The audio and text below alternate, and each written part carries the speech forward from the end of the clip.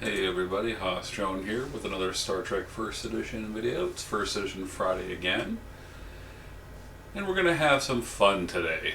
We are going to take an existing deck that's out there, it's been out there for a while, and we're going to kind of fold in a couple of fun ideas. I just spent the last couple of hours making bread and something from scratch, so my mind's kind of very much on this folding idea. Folding things in, kneading them in, massaging it, and then trying to make it rise as a functioning deck. Excuse me. So, the fun thing we're going to do is we're going to take staging ground. We have a basic staging ground shell here.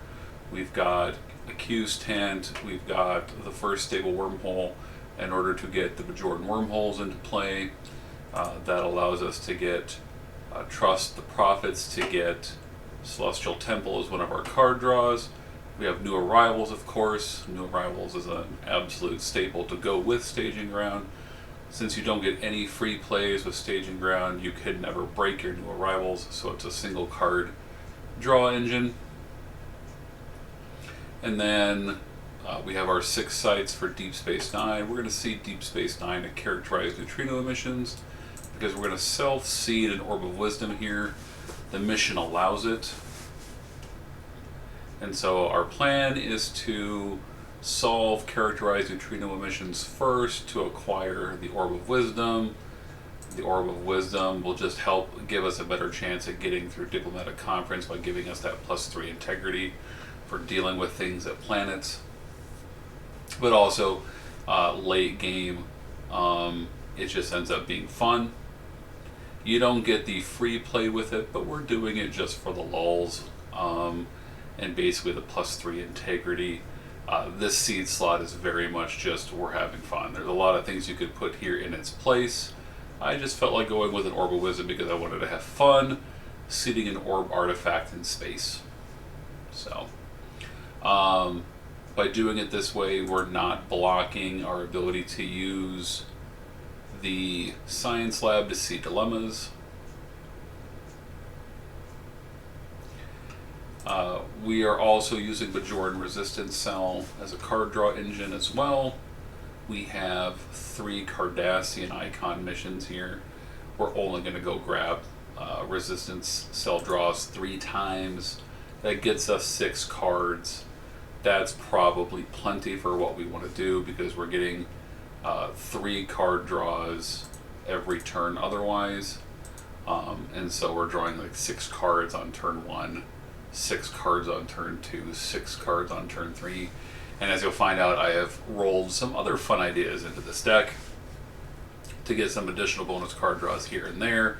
We could dig a little bit deeper, of course, with Guest Quarters and Promenade Shops randomly flipping over an event or an interrupt. We don't have a whole lot of them, we do have some. We can get Morn out for Quark's Bar. It's not, we don't have any way of downloading Morn, but if he just shows up, that can boost us as well. But the fun, the kind of the primary fun thing I wanted to do with this deck was I wanted to do something a little bit unpredictable, somewhat thematic. So we kind of took Florian, his Staging Ground deck. We kind of took his personnel selection and we merged it with the personal selection of my version of Staging Ground that's using Bajoran Resistance Cell. Florian's version is currently banned because Study, Divergent History, and Cafe are both banned right now, and so the draw engines for his version are just simply not available.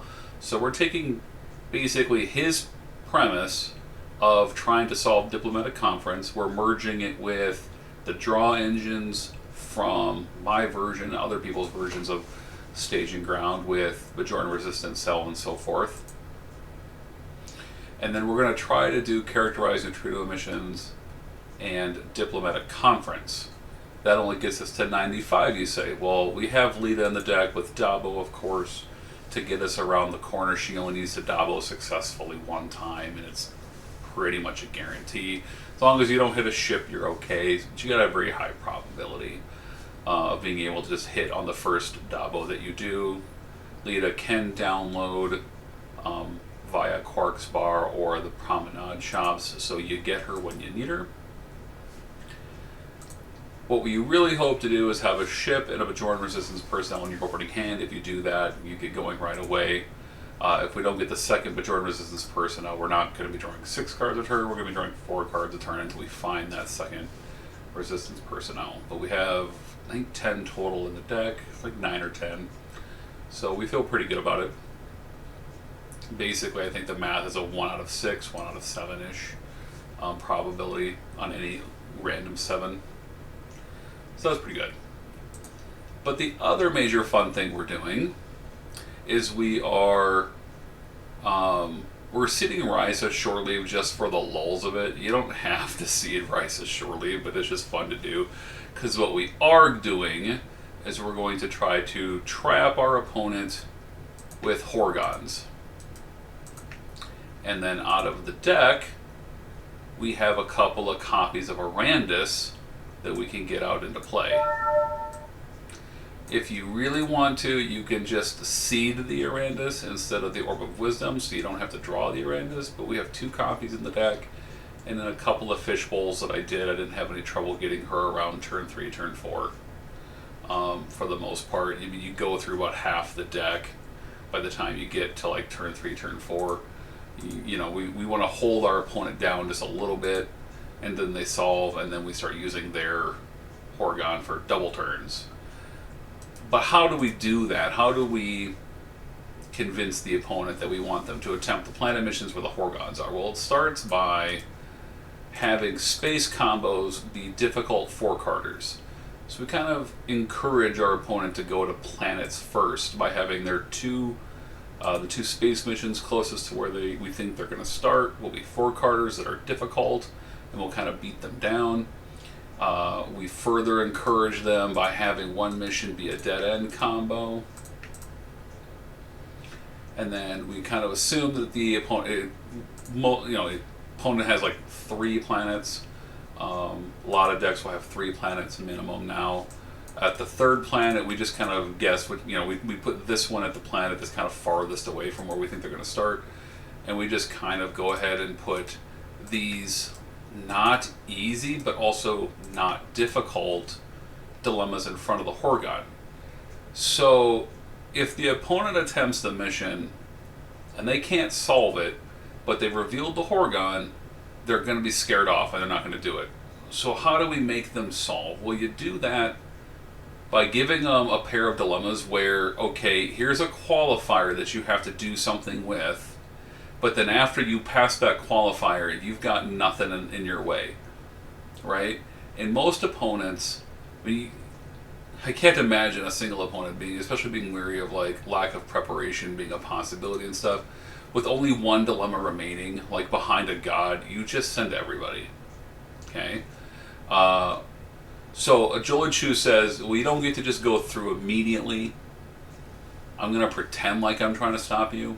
I'm going to pretend like I really care. You may end up actually whacking the opponent and slowing him down a little bit farther, which gives you more time. Buying yourself more time isn't a problem. But what Jolichu and a god does, and what Buried Alive into Persistent Individuality does, is it both forces the opponent to show up, and it makes them play legit, but then after they face that second dilemma, they can coast to the mission solve, and you've encouraged them to coast to the mission solve. Persistent Individuality is making them send 6 or 7 people minimum, and have at least 1 person on a planet on top of that. They're going to solve. So we put the Buried Alive combo where we think they're going to go first. This is obviously, if you watched one of my last videos where I'm talking with Matt, this goes against what I said before in the sense of you don't really want to put Buried Alive where your opponent goes first because you're giving them a dilemma for free. But in this case, with this deck, with what we're doing, this breaks the rule. This is that exception that proves the rule that we want to actually encourage our opponent to solve somewhat quickly, not right away, not the first attempt, because we want to encourage them to like send a bunch of people. We don't want them to feel the trap coming. And so we give them a couple of good dilemmas, but then when they pass that second one, then they're free and clear, and if they If they can solve, they have to solve. So then they're forced to take the Horg'ahn, and then it goes to their core, and then we have our Arandis, and we can start taking double turns off of their Horg'ahn. Cool? Cool. Over here, we just have a basic lockout planet combo, which is kind of the other thing, is that we have friendly fires here, so that also kind of further herds our opponent towards the planet dilemmas.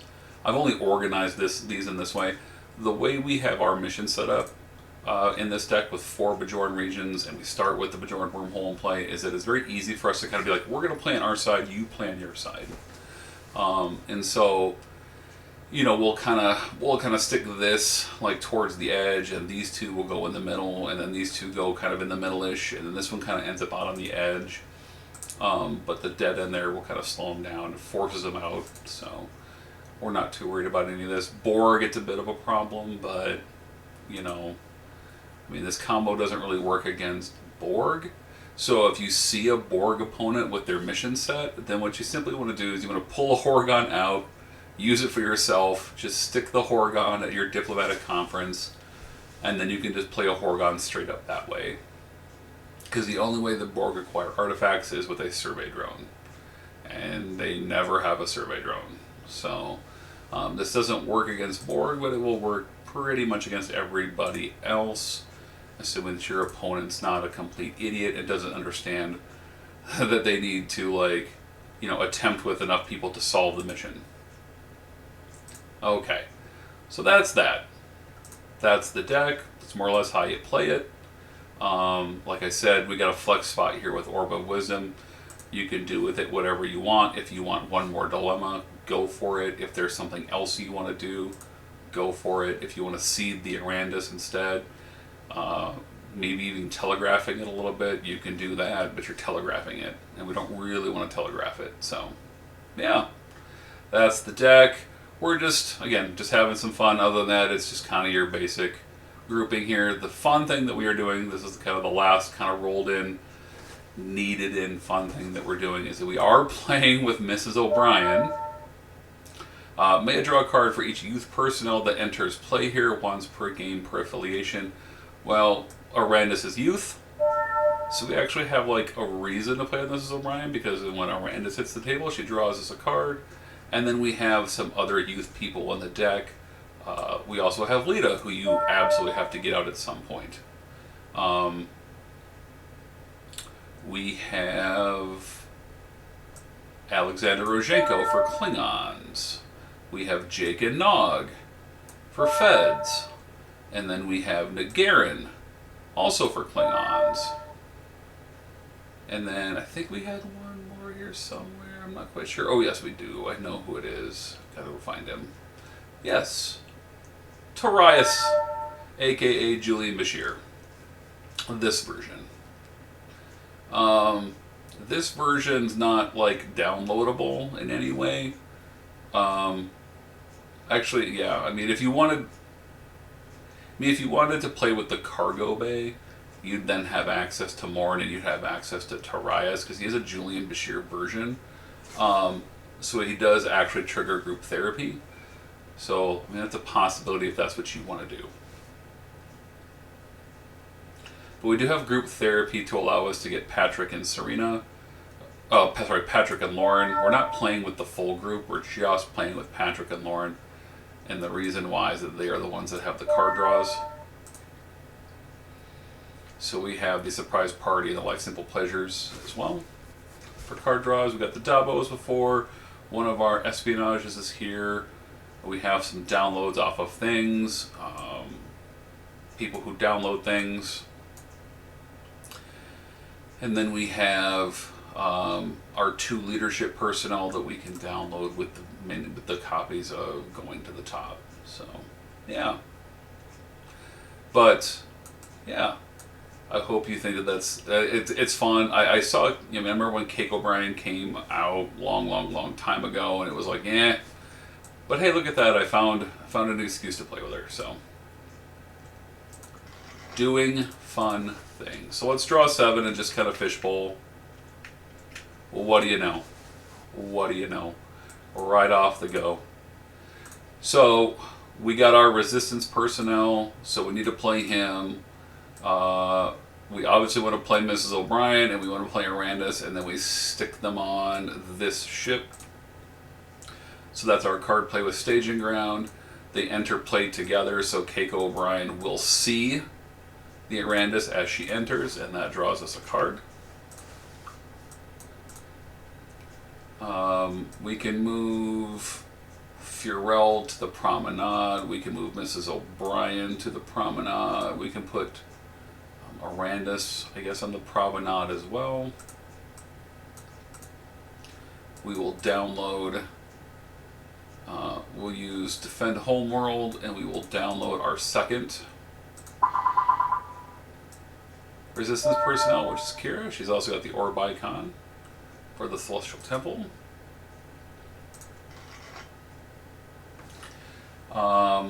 Now that we have 2 Resistance personnel in play, we can do our Bajoran Resistance Cell. So we go grab one of our espionages, and we'll just stick it right here. That draws us 2 cards.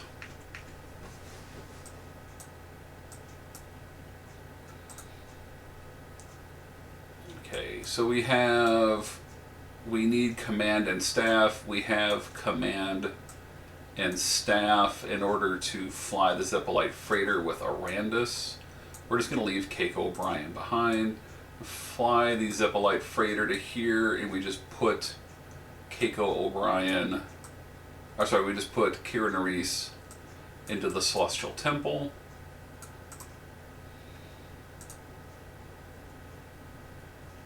And then we'll just simply go to end of turn. We will probe first with the Promenade, just on the off chance that we get an interrupt. We do not. It's a Tysra, so she goes back to the top of the deck. And then we will draw Celestial Temple 1, New Arrivals 2, Actual Card Draw 3. We don't have the ability to do going to the top yet,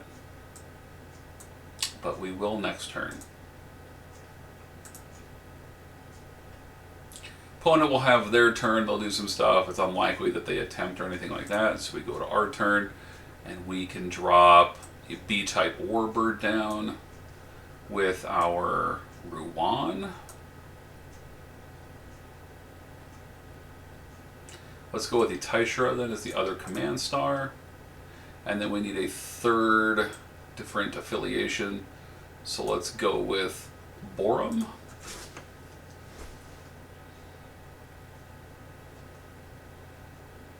We'll put all of them into the guest quarters because we can. We can go to the top, and we just go straight to the Q's tent, and we grab, I mean, any of these are good.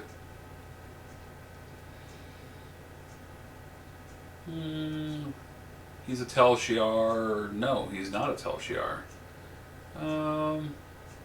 Klingons. I mean, we haven't really played any. We only have the one in hand for right now. He's basically, I mean, he's got 4 skills, 4 skills, 4 skills, 4 skills. It's not really super relevant, but I mean, Core's music actually helps us solve Rise of Shirley, but we don't do sort of Rise of Shirley really. I mean, we can if we need to in a pinch, but let's just grab Praetor Naral. Well, hold on. What we really want is different VIPs for Diplomatic Conference. And right now, we've got a non-aligned VIP, and that's it. And in hand, we have a Klingon VIP. So yeah, I think we will stick with that then. We will. Oh, we have a Romulan one. Okay, that's right. We already have the Romulan one. So we'll just grab the Bajoran one. Okay, we still have our 2. We still have our 2 resistance personnel, so we can go back into the deck again, and we can get the other copy.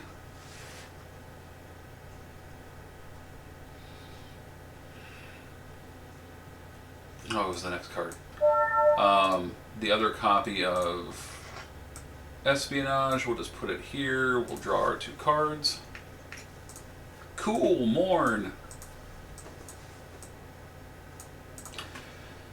Kira stays where she's at. One thing we will do is we'll use the B-type Warbird and all of our 3.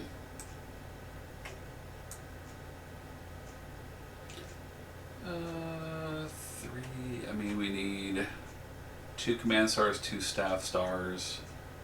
I mean, we have all that now. So we'll just simply use them to go pick up the Zipline freighter and bring it back, and then get these people offloaded again.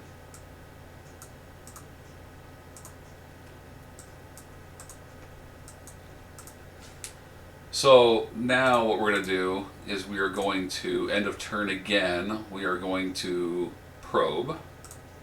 We miss. Send it back to the top of the deck. We're going to draw 3, but what we're going to do is we're going to use group therapy.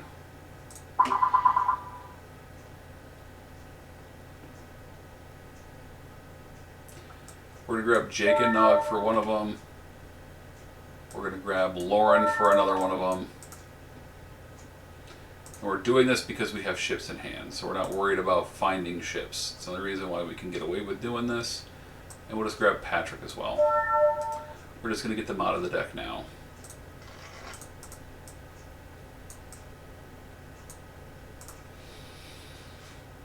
And then opponent has their turn.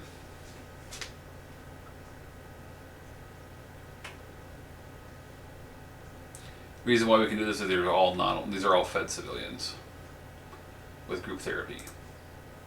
Opponent has their second turn. We go to our second turn. We're going to drop a modified Vorcha with a Chuvak, a Morn because we want to, and then a Jake and Nog because they're a youth person. So Keiko's going to draw us a card.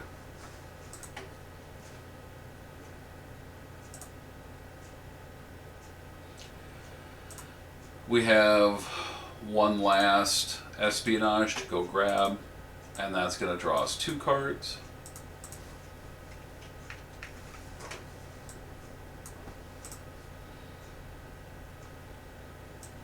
Morn goes to the bar. And now it's turn 3. So we definitely want to start thinking about our mission attempts and so forth. We just want to protect them. Keiko's actually now probably pretty not as important. So she's usable on a mission. Fural's usable. We'll leave Krim alone for right now. Borum's usable. Taishra's usable. Jake and Nog are usable. Chuvak, we probably want to leave him alone just for right now. And then of course we have all these ships and so forth. So yeah, we have plenty of options here. I mean,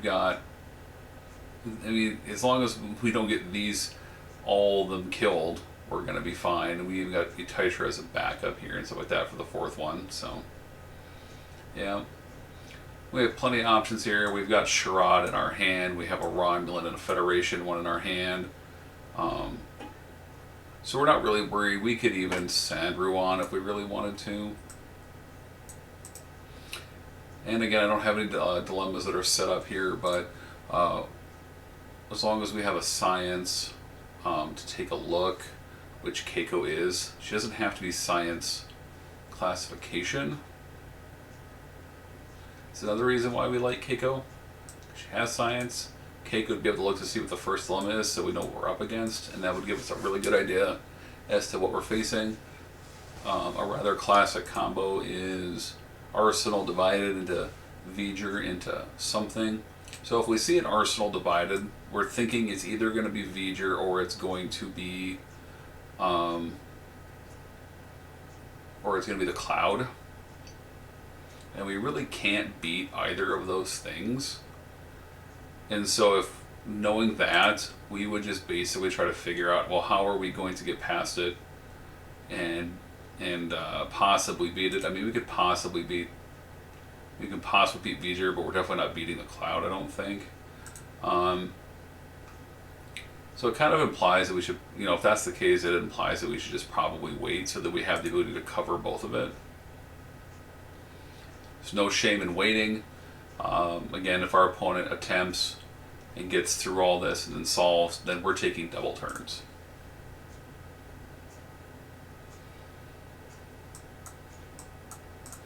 Let's assume that we decide to wait. Opponent has their third turn. They attempt. They bounce off of the buried alive and the persistent individuality, and then we go to our turn. Oh, we would have we draw 3 at the end of turn. So we have plenty of options here as to what we're gonna do. Oh, we also have Morin, so we draw another one. It's very important. Well, Selbeth has a ton of skills, things that we need. She's got the Astro, the Engineer.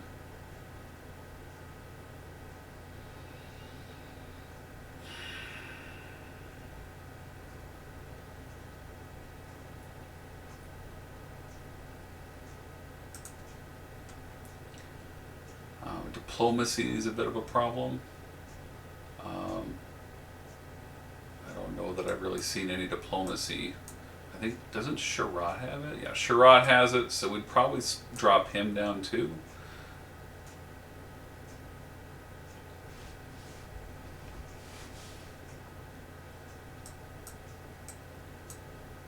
Oh yeah, Rowan has it. He's got Anthro Diplomacy. He's really good already in play. Computer skill is not really a problem because we've got... at least I didn't think so anyway. I forget where it was here. Or maybe it isn't. So computer skill ends up being a bit of an issue. Oh, Kira has it. Duh. Kira has it. I knew I remember that we had played it at some point. But it's another thing that we need to have. So, do we have any computer skill in hand? Yeah, we do. It's... Oh, no. Computer skill's on Jack. That's what it is. So we don't really have a second computer skill that we can put into play. Oh, we do. Ranjan Karal. Oh, good. Ranjan Karal. So we can put these 3 down on a Bajoran Interceptor. Bajoran Interceptor is good because it has basically no staffing requirements. It allows us to move the ship without basically needing anything other than a Bajoran, but then you just beam them off on Deep Space Nine. So let's assume that that's what we need to beat. We can just basically put everybody into a crew here.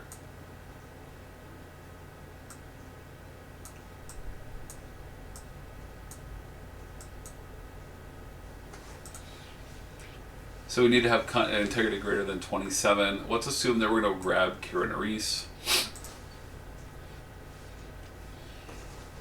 And then we'd be able to go, when we divide things up, Anthro, Dippo, and computer skill. Dippo and computer skill. And anthropology. We have 11 here, and we have 10 here. Now we need to see if there's any way we can possibly have one of the teams beat the Cloud. 2 medical, 2 engineer, 2 astro.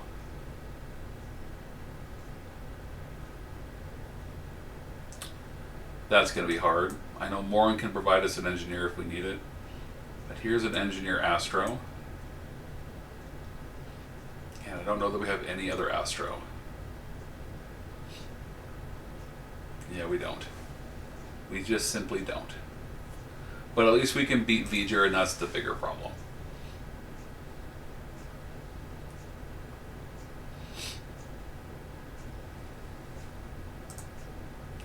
Oddly enough, we have Ooh, we don't have Astro anywhere. Yeah, we were never beating it. That's fine. You gotta take your lumps. So at that point, we're just gonna be worried about, okay, we can beat V'ger, we can't beat the Cloud. We'll just take our lump. Is there any way we can protect Ranjan Karal? don't think so. Yeah, there's no way that we can protect Ranjan Corral, so we have to risk him. So now we need to have 18 integrity over here. So 7, 14, 20.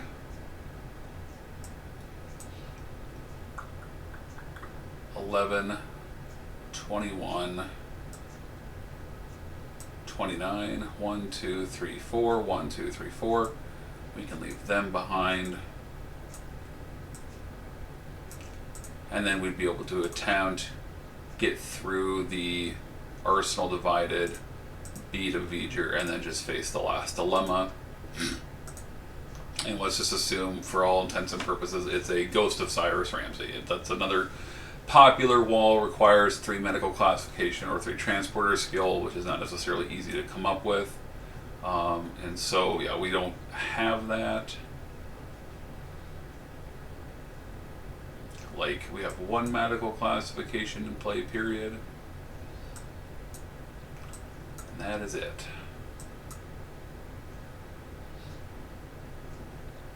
And transporter skill, I don't think we have anything. So we just bounce off of that and be perfectly happy with it.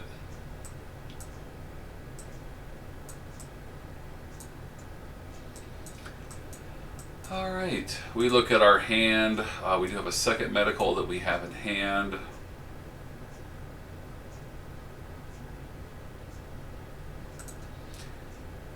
So what we want to do is we have Tysher go down here to the guest quarters so that we can start digging.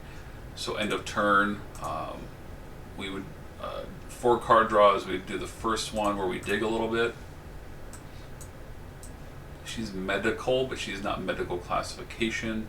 But we have plenty of ships in hand, so that goes to the bottom of the deck, and we just take the person, and then we have 3 other draws.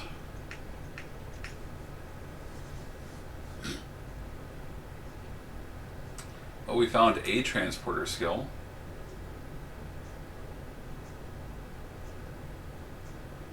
And we have another transporter skill here. And we don't have them in, we don't have them there, but yeah.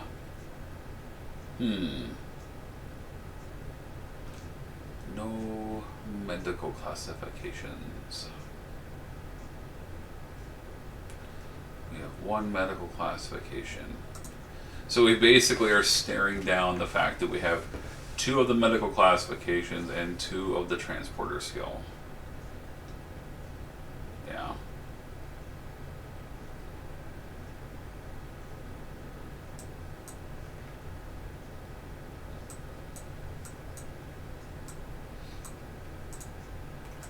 Opponent has their turn. Let's assume that they solve the mission and they score the Horg'ahn.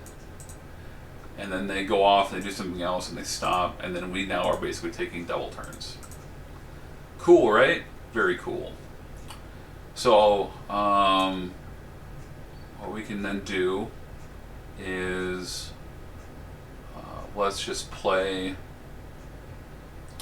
the Rovarin.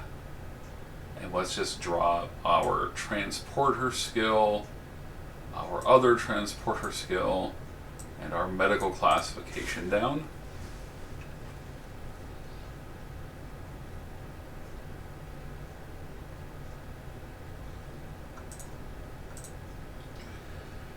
And then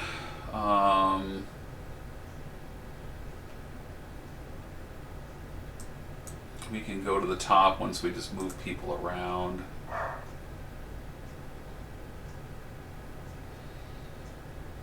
mean, I don't know which of these is best again. Probably the Klingon VIP, I guess.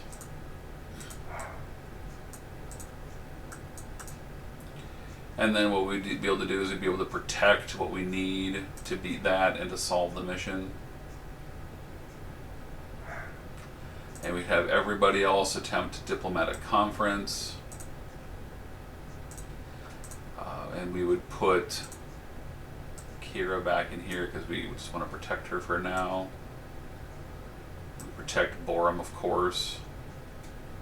Protect Ranjan Corral.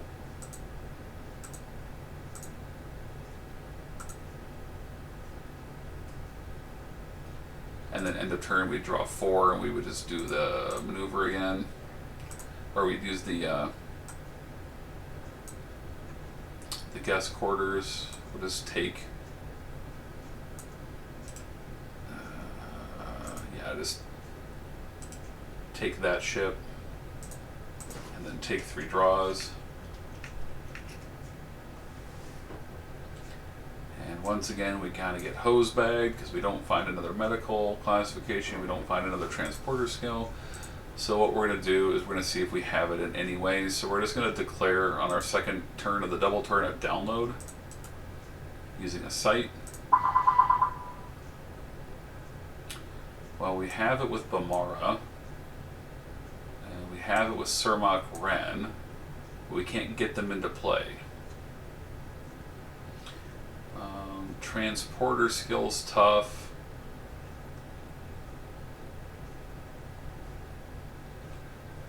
But of course we have it somewhere.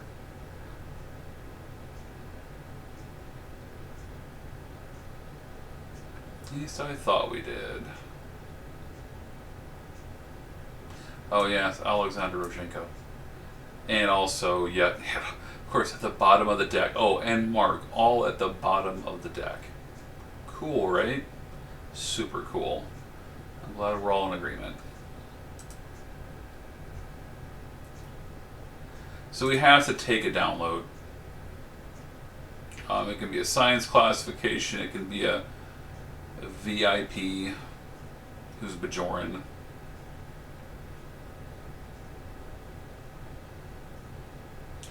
It can be a civilian. It could be an officer. It could be just Lita. I think maybe we would just take Lita then.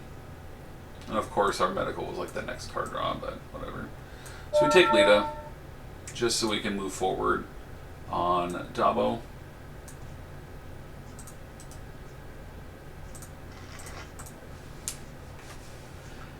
And then we'd be able to double these 3 cards away.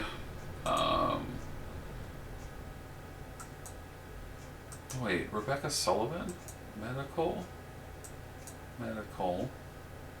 Did I have Rebecca Sullivan in play and I totally missed her? Oh, no, wait. When I probed, she showed up and I just didn't see it. Oh my gosh. If that was the case, we definitely would have taken her and we would just have the 3 medical. Wow, my apologies everybody, this is what happens when you're like doing something. I was like, I never played Rebecca Sullivan, so that's how we would have done it instead. We'd have taken Rebecca Sullivan and instead of downloading Lita, we'd be able to, we would have been able to play Rebecca Sullivan along with, I mean, who else is good here?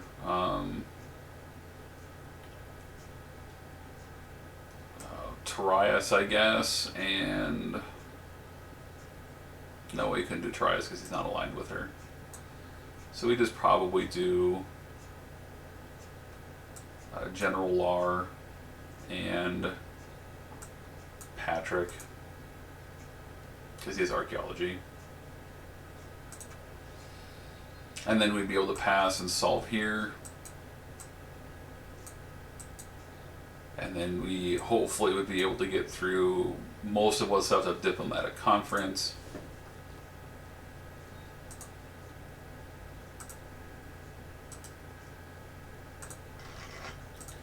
And then we would once again just be drawing at the end of turn, and then on our next double turn, when our opponent basically has 1 turn to try to win, because then we're going to basically just go, we're going to then basically be able to maybe even get people killed on purpose, but we would be able to download Lita, download the Dabo, and then risk for the Dabo. And we have a significantly good chance. There's only 3 or 4 bad probes in here. 1, 2, 3, 4. There's only 4 bad probes out of everything in here. So it's quite literally like 20% chance or 25% chance of missing, which means 75% chance of hitting, which is pretty good. And then we'd have the points that we need and we'd just win. So I hope you all enjoyed the video. I'm going to The deck list will be in the description for the video. Please like the video, subscribe to my channel, hit the notification bell so you're notified of new videos, but I do usually post on Fridays. I have a vacation coming up here where I'm going to be gone, so unfortunately there's going to be several weeks where I'm not able to post a video, I don't think, unless I can get some videos done ahead of time, which is possible. I have a blizzard coming through. I may have plenty of time to do some videos, but if I don't, I apologize. But hopefully I will see you on the other side of this blizzard and see you on the other side of my vacation. Thank you so much for watching. May the profits be with you.